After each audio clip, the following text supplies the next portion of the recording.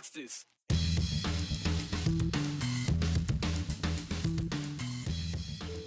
Common Core education standards are out after years of debate. So, what will replace it?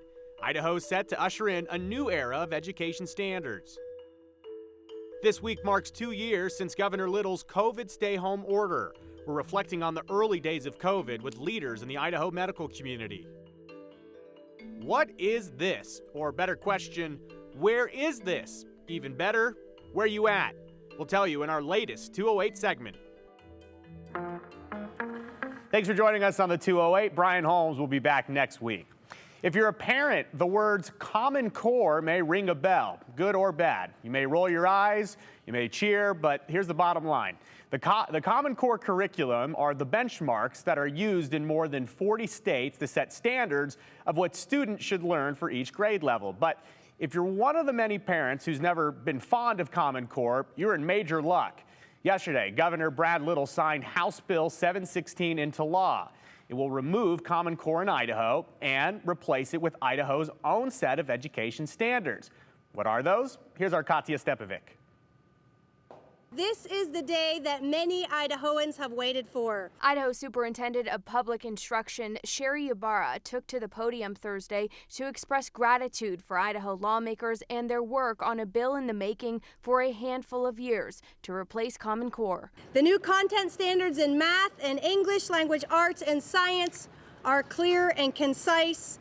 They are age-appropriate indicators of what our students should know and be able to do at every grade level. The new standards will replace English, language arts, mathematics, and science standards with new ones. There were several things that were problematic, particularly with the math, and I think they were too confusing, so we simplified them. It separated the knowledge the parents had from being able to help the students. We used to teach the assembly line model that everybody had to look exactly the same. You had to get that answer exactly like everybody else. That's not our world these days. And make it easier for parents, I kind of go, we'll see how that works, because it's about the education is not what used to be in mom and dad's. While some standards were simplified, some were renamed. It is now climate variability and I worked on the science standards. You know, teachers worked on it, and they were worried about teaching climate. You just can't not. Look what's happening in the world. How are you going to take real life experiences and teach that to the kids? Some lawmakers raised eyebrows when it came down to changing standards in the literacy realm. They took some classic books, you know, out of the reading lists and whatnot. I don't know if that's our place. Unless parents get involved, a lot of the things that they should be exposed to, you know, traditional American literature, is being cut out of the current curriculum. Those decisions about textbooks and what kids are reading are made at the local level. They are not made at the state level.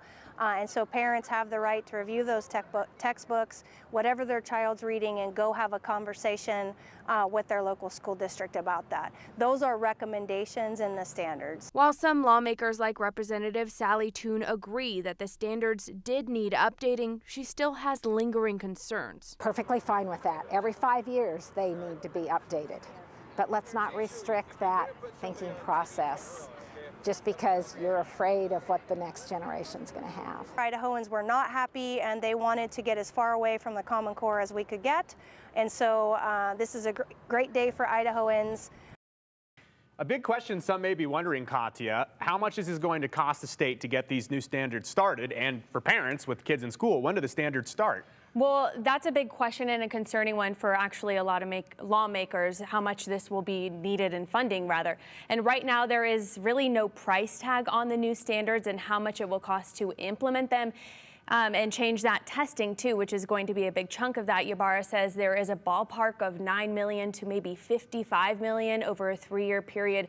So this is absolutely not cheap. And when it comes to training, Joe, they want this to be implemented. It will become law July 1st, so they're going to start training them in August. So things are moving very, very quickly on these new standards. Okay, well, we're going to have to keep a close eye on this one, because I know there's a lot of interest from the education community, but also parents who have kids in school now or may in the next few years. Yeah, so keep an eye on it. Thank you very much, our Katya Stepovic reporting for us. There are 33 in favor with 36 against and 1 absent. House Bill number 824 has failed to pass the House.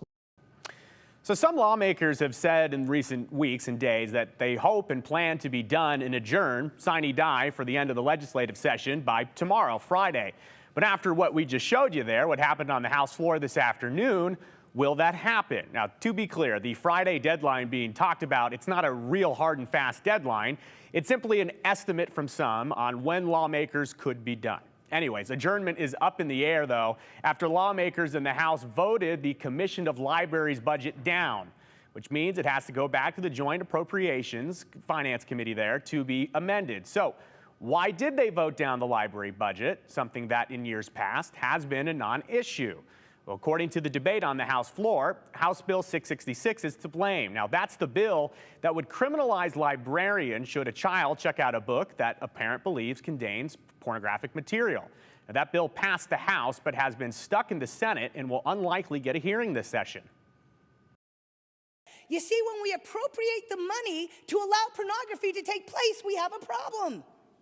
I do not want to appropriate the money that's going to allow pornography to take place. A vote for this bill in no way condones the distribution of obscene or pornographic materials.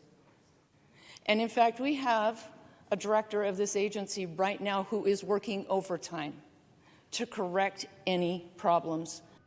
We've talked to a few libraries and librarians after House Bill 666 was introduced, and they told us that they buy books based off of what their community needs and wants are, and while some books have been reclassified, they say that they have never been asked to take any books off of children's shelves. So what happens next? Well, the budget will go back to JFAC, likely early tomorrow, for some changes. Senate Pro Tem Chuck Winder over in the Senate says that a few weeks ago, he would be surprised that if it would get a hearing this year, House Bill 666. So I spoke with House Majority Leader Mike Moyle a short time ago this afternoon. He tells me he still believes there's a chance that they adjourn by tomorrow, but we may be waiting and seeing. Stay tuned to the 208. We'll keep you posted on what the House and lawmakers are doing. Meanwhile, at the State House, over in the Ways and Means Committee early today, another 15 bills were introduced and printed this morning, but that likely won't have any impact on the current legislative session. Lawmakers typically introduce bills very late in the session as a way to get them out to the public so they can start thinking it over before next year's session. One of those 15 bills, though, includes one that may sound familiar to some. It's a bipartisan bill aimed at protesters and pickets targeting homes. Anyone's home, elected officials or not. Now, Representatives Brooke Green and Greg Chaney presented a similar bill last year, but it eventually failed on the House floor. So they brought it back again this morning, but again, it likely won't go anywhere this session, but it is something to keep an eye on for next year. Again, that target picketing legislation we talked so much about here on the 208. And as we wait for the legislature to adjourn sine die, yesterday, the Idaho House gave an early goodbye and thank you to Speaker of the House, Scott Bedke. Towards the end of the day yesterday, House Majority Leader Mike Moyle presented Speaker Bedke with the flag that flew over the House chamber during this year's session.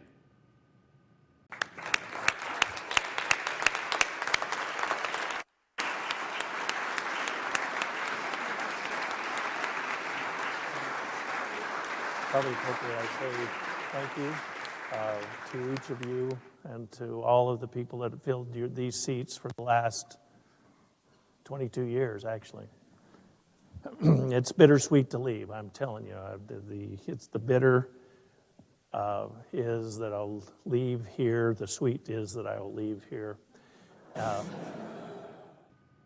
That's a little perfect legislative humor for you. Governor Little also issued a proclamation proclaiming March 23rd as Speaker Scott Bedke Day. Bedke became Speaker of the House in 2012 here in Idaho, making him the longest-serving House Speaker in state history. He has said that this will be his last legislative session unless he wins his bid to become Idaho's next lieutenant governor, at which point he would then preside over the Senate, leader of the Senate there. Now, he will face current state representative Priscilla Giddings in the May Republican primary. We'll be watching that race very closely.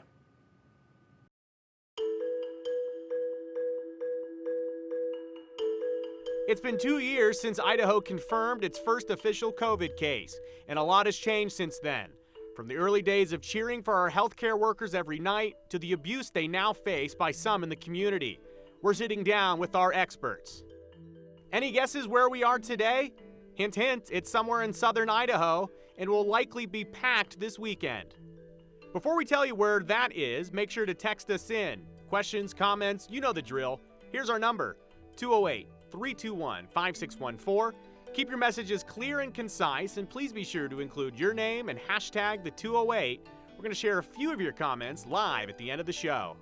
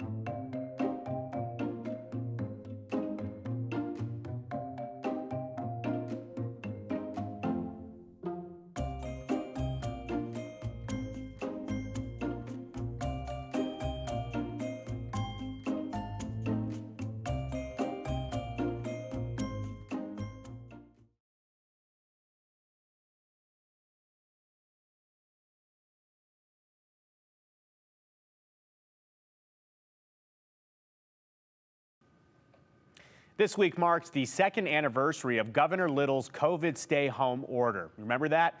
At the time, we knew very little about the coronavirus and the implications of a global pandemic playing out in real time. To be frank, in early 2020, it was a scary and trying time for a lot of people in our community. And 2 years later, we're reflecting on the early days of COVID and the changes in community perception and the treatment of our medical community. Earlier today, I sat down with Dr. Jim Souza, Chief Physician Executive for St. Luke's Health System, St. Alphonsus Chief Clinical Officer, Dr. Stephen Nemerson, and Elke Shaw-Tulloch, who's an Administrator of Public Health for Idaho Health and Welfare. We start our conversation reflecting on the days leading into Governor Little's tone-setting stay-home order. I remember the first meetings we had standing up our incident command, where we brought our experts together and we started preparing, and we were scared. Right? We didn't know exactly what we were dealing with. We didn't have anything in terms of treatment other than symptomatic supportive patients. And all the data showed that we were going to run out of beds and we were going to be taking care of people in the hallway. And so we rapidly prepared for that. We mobilized equipment. And then we just stood ready and took our first patient. And fortunately, as I said earlier at the beginning, we were able to accommodate the numbers of patients that were coming in because of the fact that people were sheltering in place. The emotions that are just palpable as I think back on them were fear and uncertainty, but there was also this amazing energy, sort of a pragmatic optimism.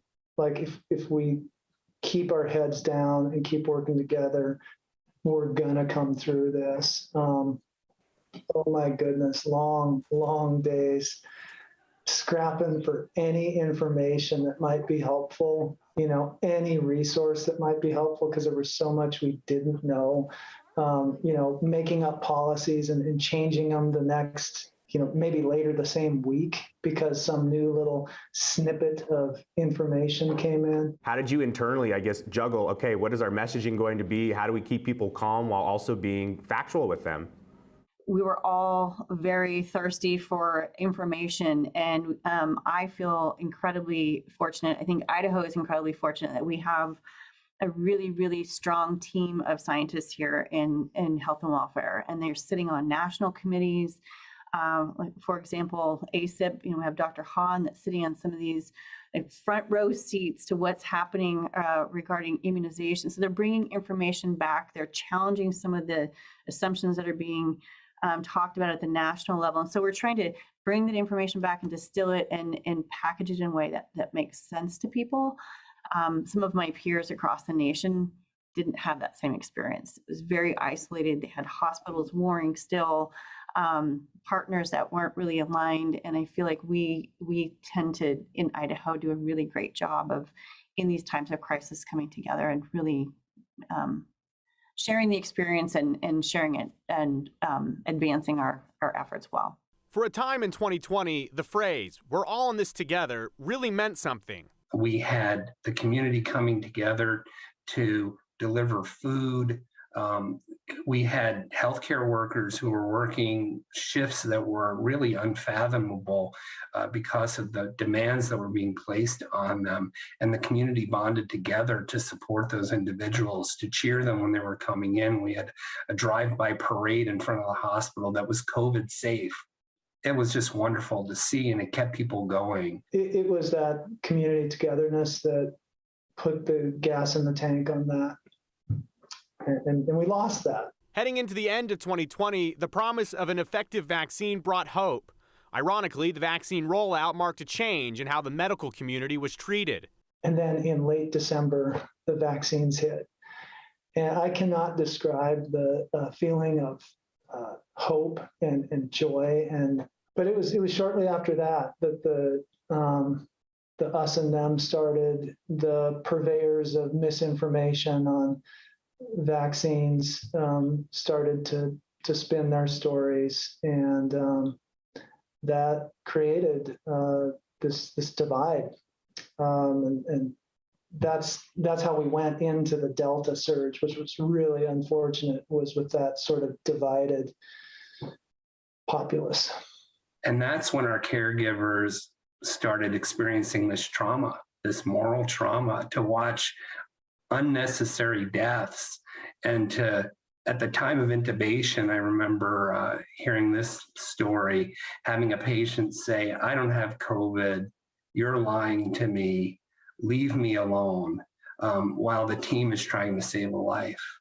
So compounding the fact that the public support began to wane was the fact that our caregivers were experiencing this incredible moral trauma.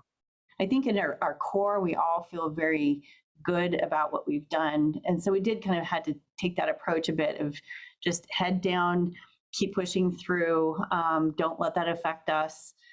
I mean, we weren't frontline facing the patient, but certainly I think our staff have gone through, and at the local level as well, certainly have gone through a lot of that same sort of trauma. Like, why don't people believe us? How do we get people to really understand that we are here with good intentions, where we would never do anything to deliberately mislead anyone? And I think those were like the biggest things that we're grappling with, but really staying true to ourselves as well, that we're here doing the right thing. There's a lesson from within healthcare that I think might be good for all of us. A lot of our providers experienced it in the Delta surge with that hostility Dr. Emerson talked about. When we still knew we had a mission, a guiding mission to save that patient's life, and we approached that patient with curiosity and, why do you feel that way? And tell me what you want. If we can do that more between us, amongst us, we're going to be successful. We got to have more of those conversations where we get curious and seek to understand one another. But it's united we stand for me. We're blessed by incredible science and technology, and the fact that new therapies could be mobilized so quickly, that the vaccine could come through at a speed that was literally lightning. And we were able to use those tools so quickly to literally save so many lives. This pandemic isn't just about the lives that are lost. It's about the millions of lives that have been saved.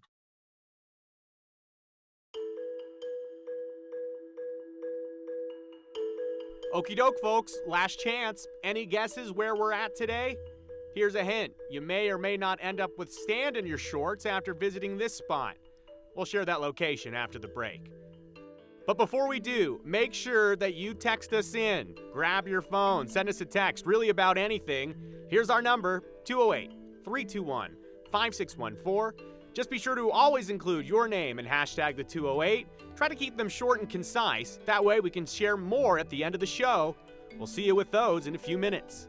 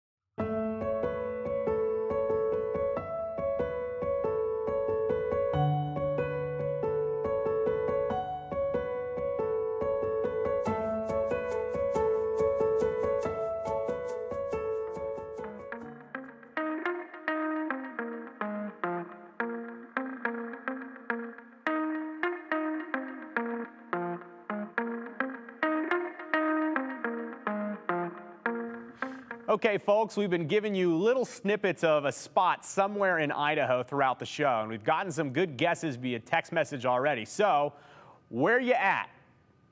Drum roll, reveal. There it is. We're at Camel's Back Park in Hyde Park, which will likely be very busy this weekend, thanks to Rick's beautiful forecast we just showed you.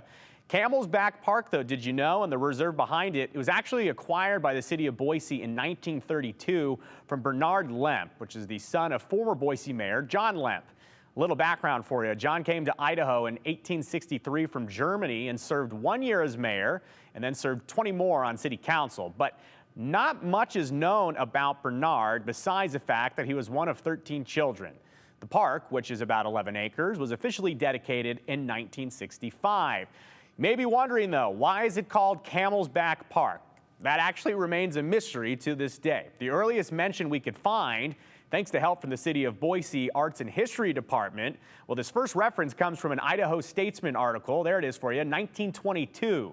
10 years before it was donated to the city. It was for a meeting of the Park PTA. The article calls it the hilly place known as camel's back. So maybe not even an official name at that point, but where it got its name is still a mystery, so let us know if you know. Now, some believe it's the shape of the iconic hill, which simply looks like the back of a camel, but still, nothing on record to prove it. So help us out, maybe?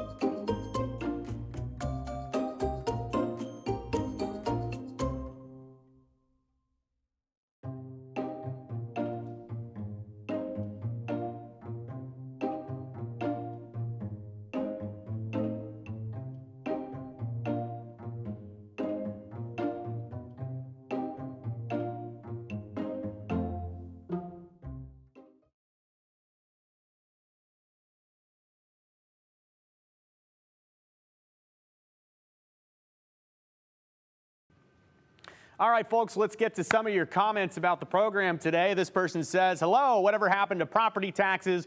Wasn't that the #1 issue this year? From Lori. Lori, depends on who you ask, but property taxes, you could argue, were or were not solved this year. A lot of people would argue were not, but I can tell you this, expect for it to be a big topic early next year in the session. This person says, I love the show, but miss it often. Can it be watched online anywhere? Well, Annette and anyone else wondering, you can watch the 208 on the KTVB YouTube page almost immediately following the show. So always check there if you look for it. And this person says, here's my message, clear and concise. Thank you. Yes, Robert, he understood the assignment. And this person says that the voicemails were uncalled for yesterday. Tell Brian he can come back. Brian will be back next week. I'll be back tomorrow. We'll see you then.